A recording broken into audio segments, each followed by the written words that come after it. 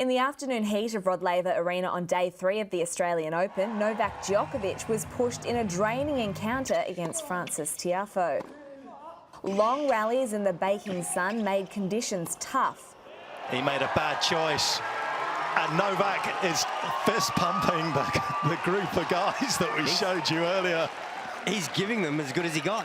The Serbian breaking the American twice before taking the first set 6-3. And that is precision from Novak. In the second, Tiafoe's energy lifted, pushing the world #1 to a tiebreaker. Oh, not just adrenaline, but artistry as well. And getting the job done. Magnificent, and he did do exactly what Wally said he was going to do. He got after Djokovic. On the back foot, Djokovic responded strongly in the third to race to a 3-love lead. Well, Novak has been perfect on serve in this third set. But Tiafoe wasn't done, forcing another tiebreaker. But the 8-time Australian Open champion wasn't going to lose 2 in a row. Devastating in the end from Djokovic in the tiebreaker. Extending into the third hour in the fourth set, both players got a welcome rest when Tiafoe lost his vibration dampener. I think Novak's... Yeah, he spotted it. Well, that's a good moment. That was a hell of a point. It's been a hell of a contest. Djokovic steadying to clinch a hard-fought second-round victory in 4 sets. Well, it's a sad end to what was a captivating, entertaining contest between these two. Well, if I have to choose, obviously I would like to have these kind of matches in the opening week, but you know, the matches are only going to get tougher. You know, I was fortunate to get through the third set today. It was really anybody's game. Francis played great, served very well. It was, I think, 23 aces on his end, 26 on mine. I saw the stats. I mean, that's probably the most aces that I personally served to someone, and that someone served to me. Naomi Osaka had no such problems in her second-round match against Caroline Garcia. Osaka is just doing a tremendous job off the second serve return. Dispensing forehand winners at will from the baseline. That is one of the most charismatic points I've seen at this year's Australian Open. The #3 seed needed just 1 hour to wrap up both sets. And that is a signature performance and a statement performance from Naomi Osaka. I haven't played a night match here in a really long time, and honestly it wasn't that hot, so I was kind of happy about it. World #2 Simona Halep was on the brink of a shock second-round exit at the hands of Australian Ala Tomljanovic. Some big hitting from the Australian. The first set lasting 58 minutes, with the Aussie taking her opportunities to claim it.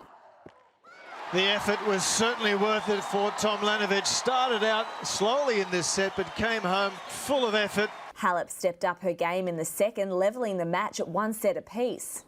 She went to another level from midway through that second set, did Halep. Taking a 5-2 lead in the last, it was all Tomljanovic. Beaten for pace there.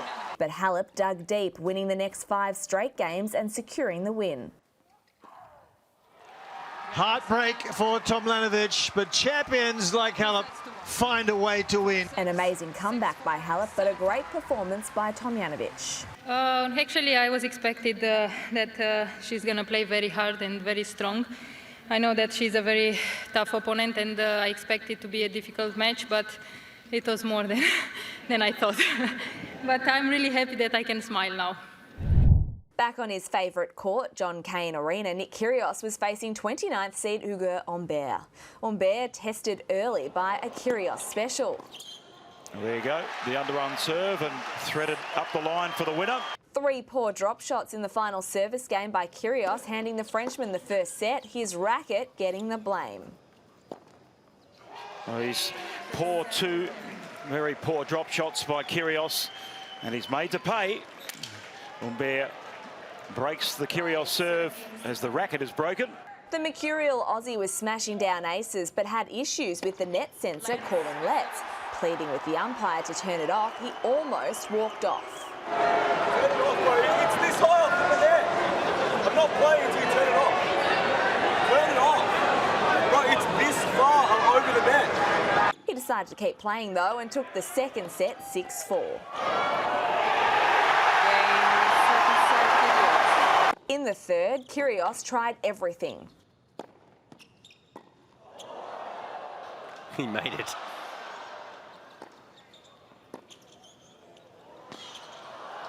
Well, he didn't win the point, but that was an outrageous shot midway through the rally. But Humbert broke his serve and went on to win the set.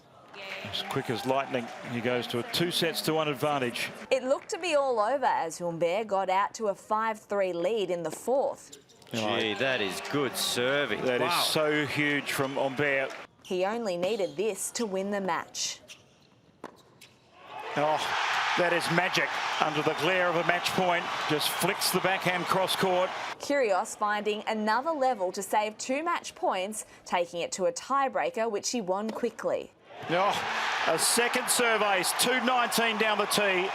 In the fifth, that pesky let sensor got on his nerves again. Well, they have the sensors checked. It's here, bro. It's here.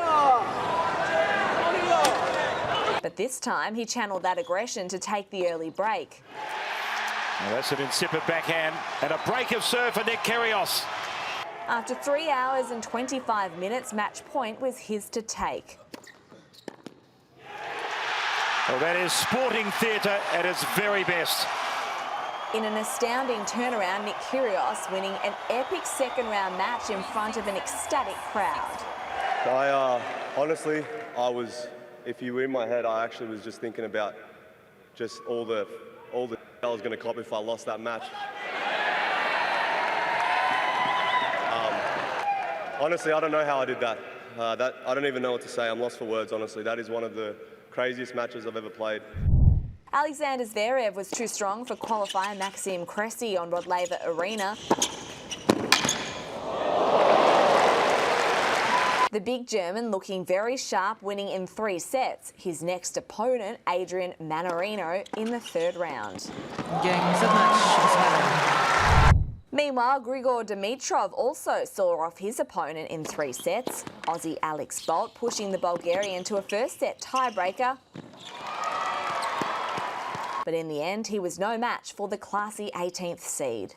Dimitrov bellows his joy